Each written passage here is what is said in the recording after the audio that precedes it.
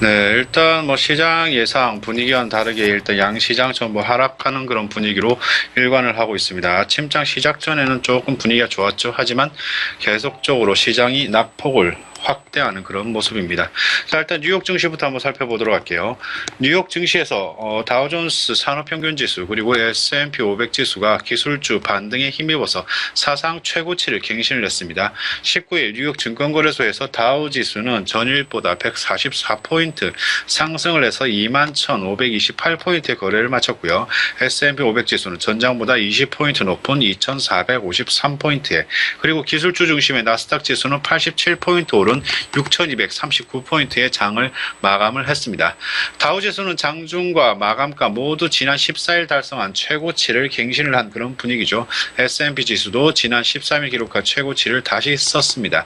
지난 9일 장중에 찍었던 최고치도 뛰어넘은 부분이죠. 이날 상승 출발했던 지수가 장중에 강세적인 흐름을 계속적으로 이어갔습니다. 지난 2주 동안 계속 하락세를 보여줬던 기술주가 큰 폭으로 상승을 하면서 지수들을 끌어올렸죠. 그동안 기술주가 과도하게 올랐던 평가가 나오면서 매도 물량이 꽤 많이 나왔었습니다. 하지만 저가 매수세가 유입이 되면서 반등에 성공하는 모습을 보여줬습니다. 특히나 여러분들이 사랑하시는 시가총액 대장주죠. 애플이 2.9% 가장 많이 올랐고요. 마이크로소프트, 아마존, 페이스북 도 각각 상승 마감을 했습니다. 넷플릭스, 알파벳도 상승 마감을 했고요. 지난주 아마존의 홀푸드 마켓 인수로 급락세를 보였던 일부 식품 판매 업체 주가도 상승을 했습니다. 월마트, 크로코가 각각 0.4%, 1.57% 상승했던 부분들이 있습니다.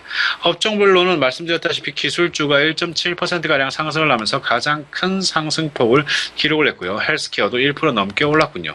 금융, 소재, 부동산, 소비, 산업주 등이 상승한 반면에 에너지하고 통신, 유틸리티는 내렸습니다.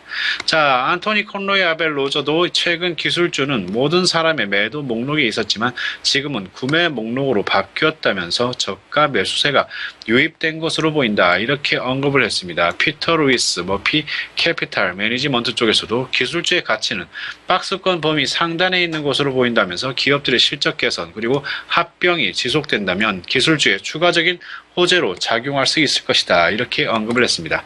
골드만삭스 그리고 JP모건의 주가도 각각 1.9%, 2.2% 상승을 하면서 다우지수 최고치를 경신하는 데 일조를 한 부분입니다.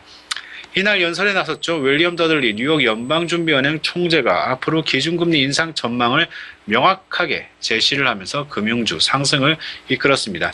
더들리 총재는 점진적인 기준금리 인상이 경제 회복 장기화에 도움이 될 것이다, 이렇게 진단을 했고요.